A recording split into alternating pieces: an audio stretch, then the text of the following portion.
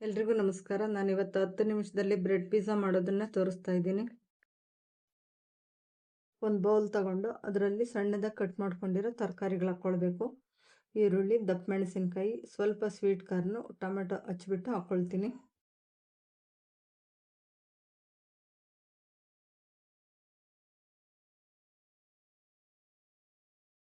ಸ್ವಲ್ಪ ಉಪ್ಪು ಮತ್ತು ಅರ್ಧ ಸ್ಪೂನ್ ಚಿಲ್ಲಿ ಫ್ಲೇಕ್ಸ್ ಹಾಕ್ಕೊಂಡು ಮಿಕ್ಸ್ ಮಾಡ್ಕೊಳ್ಬೇಕು.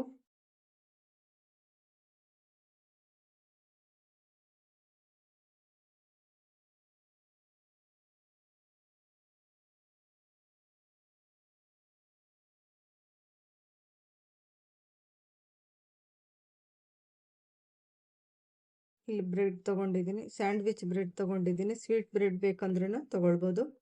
ಅದರ ಮೇಲೆ ಪಿಜ್ಜಾ ಸಾಸ್ ಅಪ್ಲೈ ಮಾಡ್ಕೊಳ್ಬೇಕು.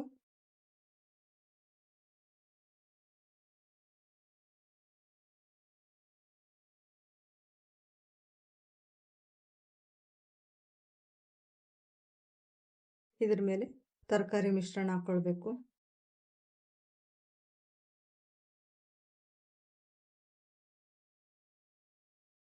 ತುರಿದಿಟ್ಕೊಂಡಿರೋ ಚೀಸ್ ಹಾಕ್ಕೊಳ್ಬೇಕು.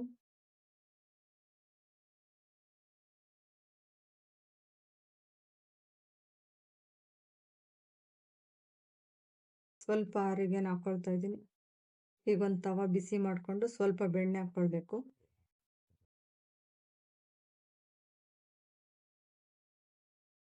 ಬೆಣ್ಣೆ ಬಿಸಿ ಆದಮೇಲೆ ರೆಡಿ ಮಾಡ್ಕೊಂಡಿರೋ ಬ್ರೆಡ್ ಇಟ್ಟು ಪ್ಲೇಟ್ ಮುಚ್ಚಿ 3 ರಿಂದ 4 ನಿಮಿಷ ಬೇಯಿಸ್ಕೊಳ್ಬೇಕು. 10 ನಿಮಿಷದಲ್ಲೇ ಬ್ರೆಡ್ ಪಿಜ್ಜಾ ರೆಡಿಯಾಗಿದೆ. ಈ ರೆಸಿಪಿ ಇಷ್ಟ ಆದರೆ ಲೈಕ್ ಮಾಡಿ. Thank you.